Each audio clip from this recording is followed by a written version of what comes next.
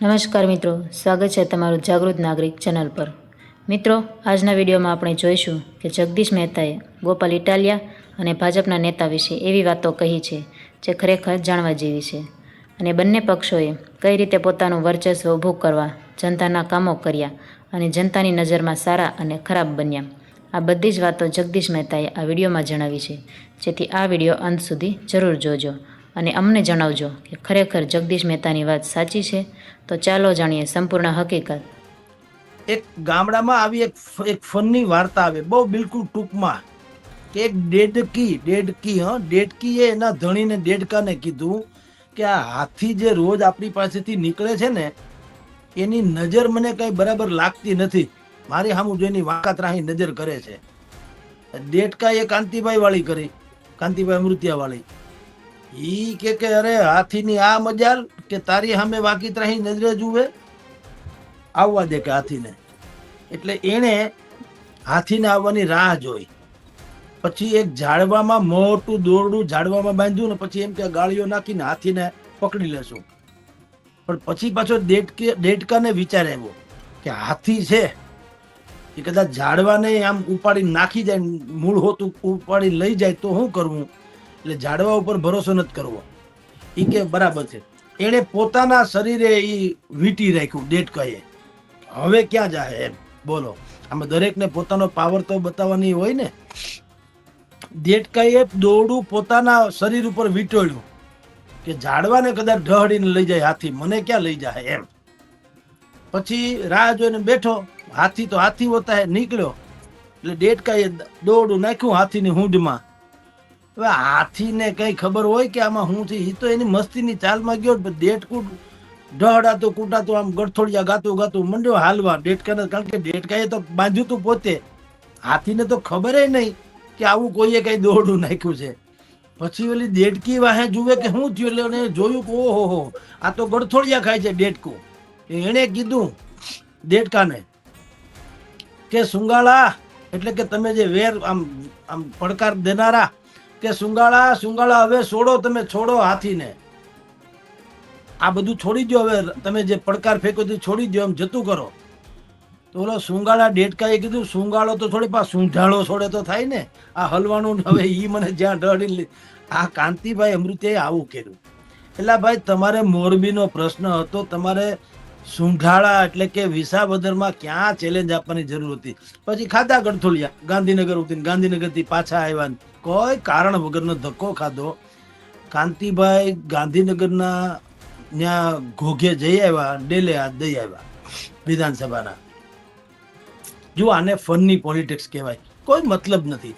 તમે જો આના ઉપરથી જનતા એક વસ્તુ વિચારે નહીં કે તમે ધારો તો 150 ગાડીના કાફલા સાથે 450 માણસને લઈને ગાંધીનગર પહોંચી શકો છો, પણ અમારી સોસાયટીમાં નથી આવવું, જ્યાં ગારો છે, પાણી છે, તૂટલા ફૂટલા છે, બધું સત્યાનાશ છે, ત્યાં સોસાયટીમાં આ 450 માણસ લઈને ન્યા ગયા પેટ્રોલનો ખર્ચો કરીને કે જે ગણો તે, એના કરતા 450 મજૂર લઈ અને સોસાયટીમાં વયા ગયા હોત તો હાલો મને કયો, તો અમર થઈ જાત ને કે ભાઈ અમારી તમે મારું, અને બીજું કઈ શક્યા પ્રેસ કોન્ફરન્સ કરીને કે ભાઈ હું 10-12 દિવસ બહારગામ હતો, એમાં મોરબીની 4-5 સોસાયટીમાં ચોક્કસ પેટર્નથી આંદોલન ચાલ્યું, જનતા રોડ ઉપર બેસી ગઈ, વાહનોને થપ્પા લઈ ગયા, ટ્રાફિક જામ કર્યો।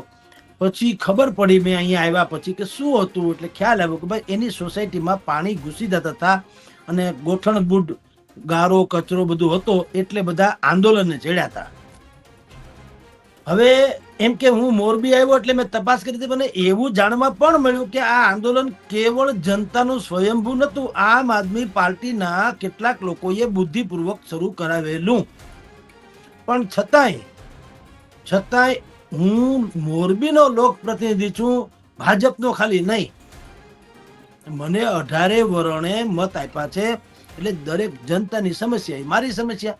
એટલે વિરોધ પક્ષ વાળાએ પણ જો આંદોલન આવી રીતે એને આકાર આપ્યો તોય હું તો કહું છું કે એને ધન્ય હો, ચાલો ભલે એને આંદોલનનો આકાર આપ્યો, ઈ બાને મારી આંખ તો ઉઘડી, મને ખબર તો પડી કે સમસ્યા અહીંયા હદે પહોંચી છે। એટલે એમ કહીને કાંતિભાઈએ એમ કીધું હોત કે વિરોધ પક્ષનો હું આભાર માનું છું, સાથે એક શરત મૂકું છું. એક તો આભાર કે તમે મને અહીંયા એલર્ટ કર્યો, બીજી શરત એ કે ભવિષ્યમાં તમને ક્યાંય પણ આવી સમસ્યા જોવા મળે જે મારા લેવલની હોય, એઝ એ ધારાસભ્ય હું કંઈક કરી શકતો હોઉં, તો એ સમસ્યામાં જનતાને હેરાન કરતા નહીં. આંદોલન આ તેને ચક્કાજામ ને ફલાણું ઢીકણું, એમાં ઘણા બધા લોકો એની મુસીબતીમાં મુકાતા હોય છે. તમે તમારી રાજનીતિ કરતા હો, પણ જનતાને બહુ હાડમારી ભોગવવી પડે છે. એના કરતાં હું વિરોધ પક્ષના નેતાઓને પણ કહું છું, મહેરબાની કરીને મારું કાર્યાલય 24 કલાક ખુલ્લું હોય છે. મને તમે મને કહી જાજો કે આ વિસ્તારમાં આ પ્રોબ્લેમ છે, તો હું એમાં મારાથી બનતું બધું કરી છૂટીશ. આવું કર્યું હોત એનો હોય તોય તો ગોપાલ ઇટાલિયા છે, હોળે હરાવેલા છે. 32 લક્ષણા મહાભારતમાં ભીમને 32 લક્ષણો કહ્યું. 32 લક્ષણો એટલે હંધી ખબર પડે, એને ક્યાંય ભેરવી શકાય નહીં. તમે જુઓ એને જવાબ કેવો આપ્યો. 12મી તારીખે 12 વાગ્યા સુધીની પેલા તો અવધિ આપી હતી કાંતિલાલભાઈને. ભાઈ કાંતિભાઈ ગયા 14મી તારીખે, એટલે પેલા તો ગોપાલ ન્યા જ જીતી ગયા કે ભાઈ મેં જે ડેડલાઈન આપી હતી એ 12મી તારીખની હતી. નંબર 1. નંબર 2, એણે શું કીધું હતું, ભાઈ પ્રશ્ન મોરબીનો છે, તમે રાજીનામું આપો ને ખાલી જગ્યા થાય તો અમે લડીએ ને. અત્યારે તમે ધારાસભ્ય છો તો અમારે થોડું ખોટે ખોટે ન્યા આવીને ન્યા બોલવા માંડાય કે અમારે જીતી જવું છે. ક્યાંથી મેળ પડે? પેટા ચૂંટણી ક્યારે આવે? તમે રાજીનામું આપો તો, તમારી જગ્યા ટૂંકમાં ખાલી થાય તો. હવે ખાલી છે ને, તમે છોટો ધારાસભ્ય તો આપો તમે રાજીનામું. એમાં કાંતિભાઈ એટલે પ્રશ્ન મોરબીનો વાંકા, અરે ભાઈ વિસાવદરને પડકાર ફેંકે ને વાંકાનેર વાળા પડકાર જીતે. જીલે કોણ? વાંકાનેર વાળા. એટલે આતે કોઈ આવું ખોખોની રમત જેવું હોય ક્યાંય? તમને મેં ઘણી દઉં, આ લોકોને ખબર પડે કેવું રાજકારણ હાલે છે ને કેવું ફનની રાજકારણ છે. હું તમને કહું, ડોનાલ્ડ ટ્રમ્પ, અમેરિકાના રાષ્ટ્રપતિ ડોનાલ્ડ ટ્રમ્પ એમ કે ભારતને, દાખલા તરીકે, કે ભાઈ તમે જો ઇઝરાયલ પાસેથી સુરક્ષાની ટેકનિક અને રશિયા પાસેથી ઓઇલ ક્રૂડ સસ્તું જો ખરીદશો તો અમે તમારી પર ભયંકર ટેરિફ નાખશું. દાખલા તરીકે વાત છે. આવું કે તો નરેન્દ્ર મોદી એમ કે કાંતિભાઈ અમૃત્યન જેમ કે ડોનાલ્ડ ટ્રમ્પમાં જો હવાહેર હૂંટ ખાધી હોય ને એના બાપમાં ફેર છે, અહીંયા વારાણસીથી લડી બતાવે. એટલે એવું હોય પણ વારાણસીથી ક્યાંથી લડી બતાવે? તમે કલ્પના તો કરો, આ કઈ ફની નહીં તો બીજું શું થયું? ડોનાલ્ડ ટ્રમ્પ થાક આપે તો વડોદરાથી મારી સામે જીતી બતાવે. ક્યાંથી જીતી બતાવે? તમે સમજો. એમ પ્રશ્ન મોરબીનો છે, વિસાવદરનો તો હતો નહીં. તમારે ગોપાલને અહીંયા વચ્ચે લાવવાની જરૂર જ નથી. આ ડેડકા એ ફૂલીને જેમ ઓલું બાંધ્યું દોરડું ને હાથીને આ લીધો પછી જેમ ગથોડિયા ગયા એના જેવું થયું કે તમારે વિસાવદરમાં ક્યાંય સ્પર્શ કરવાની જરૂર જ નથી. ઓલા માણસે તો બુદ્ધિ વાપરી હતી. ગોપાલે શું કીધું? એક તો 12 વાગ્યા અને 12 તારીખ, આ 2 સવાલ આપ્યા હતા. બીજું એને શું કીધું હતું કે ભાઈ તમે રાજીનામું આપો તો અમે લડી લેશું. અમે એટલે આમ આદમી પાર્ટી, અમે એટલે ગોપાલભાઈ ઇટાલિયા નહીં. એને ક્યાં એમ કીધું હતું કે હું લડી લઈશ? એ કે તમે આપો રાજીનામું તો તમારી અહીંયા અમે લડી લેશું, એમાં શું ફેર પડે? તો અમે એટલે આમ આદમી પાર્ટી.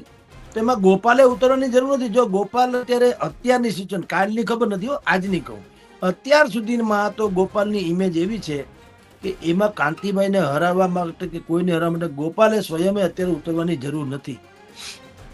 તમે શોલે ફિલ્મ જોયું છે ને, ગબ્બરસિંહને છેલ્લે સંજુ કુમાર મારવા આવે, ગબ્બરસિંહ શું કે મેને ઠાकुर मैंने तो तुम्हारा दोनों हाथ काट करके फेंक दिए, तुम मुझे क्या मारोगे? तो ठाकुर साहब શું કહે છે કે शेरों को जो सांपों को पैरों से कुचला जाता है, गब्बर सिंह तुम्हें मारने के लिए मेरे दोनों पैर ही काफी है, હાથની જરૂર નથી.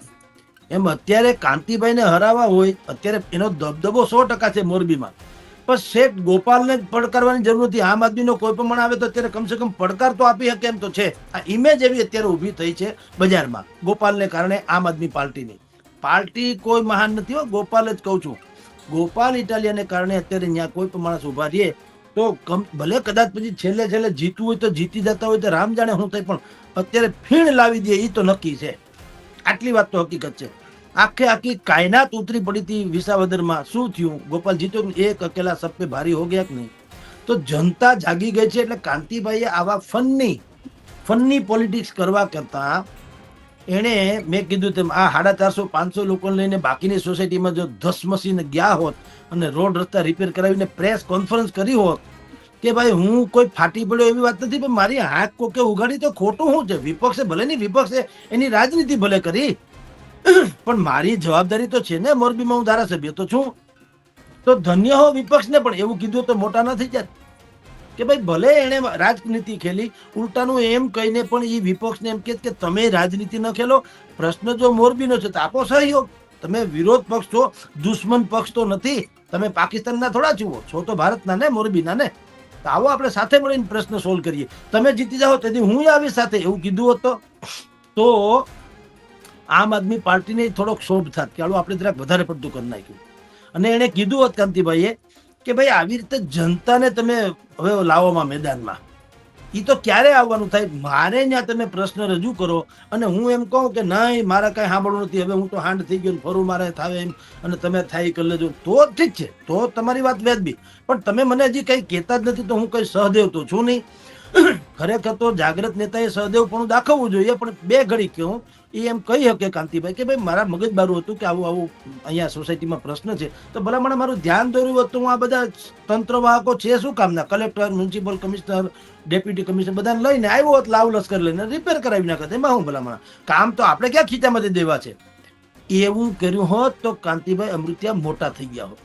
અને અત્યારે જે ફનની એણે પોલિટિક્સ ખેલ્યું છે એના કરતાં લોકો એને બિલકુલ ગંભીરતાથી લેત. કારણ કે એ સીઝેડ જર્નાલિસ્ટ આપણે જેમ હોય ને એમ સીઝેડ પોલિટિશિયન્સ છે. એટલે કે 2-5 ટર્મથી જીતતા આવે છે, વારસામાં એનામાં પોલિટિક્સ છે, અને એ બહુ હળવાશથી અબજોપતિ માણસ છે. તો જેમ એક ભાઈ ઓલા છે અમિતભાઈ કે કોઈ બીજા નામ જે છે એનું મોરબીના, એના સગા ભત્રીજા થાય છે, સગા કે કૌટુંબિક, એ ભત્રીજા એ ચેલેન્જ મારી, એ માર્કેટિંગ યાર્ડથી માંડીને બધામાં ક્યાંક છે. એણે કીધું કે ભાઈ મેં મારા પૈસે અમુક જગ્યાએ રોડ મેં કરાવી નાખ્યા એના પોતાના ખર્ચે. એ ભાઈ તંત્ર કેદી આવે ને કેદી નહીં, આપણે અમુક થાય તો ગોળ્યા 5-50 રૂપિયા, આમ થાય તમે બનાવ્યા તો હોય જ છે કોઈ પણ હિસાબે. બીજા રાજકારણીઓની વાત કરું તો કે 5 પૈસા ગોળ્યા, પણ આપણે રોડ કરાવીને ડખો મટ્યો. તો કાંતિભાઈએ એમ કે એવો ટોણો માર્યો કે આવી ઉદારતાની બહુ જરૂર નથી, આવા સખાવત કરવાની જરૂર નથી. એમાં એ બેને બગડ્યું અને પછી એણે વિડીયો બહાર પાડ્યો કે ભાઈ હું સખાવત કરું કે જે કરું, મારે જનતા માટે કામ કરવું છે, મેં કરી દીધું. તંત્રની જગ્યાએ છે, હવે કેદી આવે ને કેદી થાય ને ટેન્ડર મોકલો, ફલાણું કરો, નોટિસ મોકલો, આવેદનપત્ર વળી કંઈક ફાઇલમાં જાય, એ બધું કરવા કરતા હા તરત ને માપું. આપણે કેમ ઘરમાં કંઈ પ્રોબ્લેમ હોય તો નથી કરી નાખતા રાતોરાત. એવી રીતે કાંતિભાઈએ 500 માણસોને લઈને અહીંથી ત્યાં 150 ગાડીઓ લઈને ત્યાં ગયા ગાંધીનગરમાં. એટલે તમે જુઓ, તમારી પ્રતિષ્ઠાનો પ્રશ્ન આવે તો તમને રાતોરાત 150 ગાડીવાળા માણસો ને 450 લોકો મળી આવે છે. તમે કઈ કમ નથી તો નક્કી થયું. પણ હું રેલો તમને આવવો જોઈએ. હવે આ રેલો અત્યારે સોસાયટીમાં આવ્યો તો તમે સોસાયટીમાં ન ગયા, ગાંધીનગર ગયા 150 કિલોમીટર. જુઓ, એટલે તમે ખ્યાલ આવે જનતાને કે તમને જયારે કઈક મોરો ભટકાઈ જાય, તમારી પ્રતિષ્ઠા દાવમાં લાગે, તેથી તમે શંખચક્ર ગદા પદ્મ ધારણ કરીને આવ્યો એમ તમે તેથી હંધુઈ કરીને આવો છો. પણ અમે અહીંયા 3 દીથી કૂચે મરીએ છીએ. અમારી સોસાયટીમાં પાણી ગરી ગયા, છોકરા હાલતી નથી શકતા, બૈરાઓને મુશ્કેલી પડે છે, વૃદ્ધ હોય કે ગરીબ ભાઈ બીમાર હોય એને મુશ્કેલી પડે છે. તમને એમાં ક્યાંય કરુણાનો છાંટો દેખાણો નહીં. અને બાપમાં ફેર કરીને તમારી સામે કોઈ હિંગડા ભરાવ્યા તમને તો તમે વિફર્યા, એમ કેમ હાલે? તો મિત્રો, જગદીશ મહેતાએ જણાવ્યું કે આગામી મુખ્યમંત્રી બનવા માટે ખૂબ જ સક્ષમ અને હિંમતવાદ વ્યક્તિની ગુજરાતમાં જરૂર છે. હવે જોવાનું એ રહ્યું કે આવનારી ચૂંટણીમાં મુખ્યમંત્રી પદે કોણ આવે છે. આ વિષય પર તમારા શું મંતવ્યો છે કોમેન્ટમાં જરૂર જણાવજો. જો વિડીયો ગમ્યો હોય તો લાઈક કરજો, શેર કરજો અને સબસ્ક્રાઈબ કરજો. ચાલો મળીએ નવા વિડીયોમાં. જય હિન્દ, જય ગુજરાત.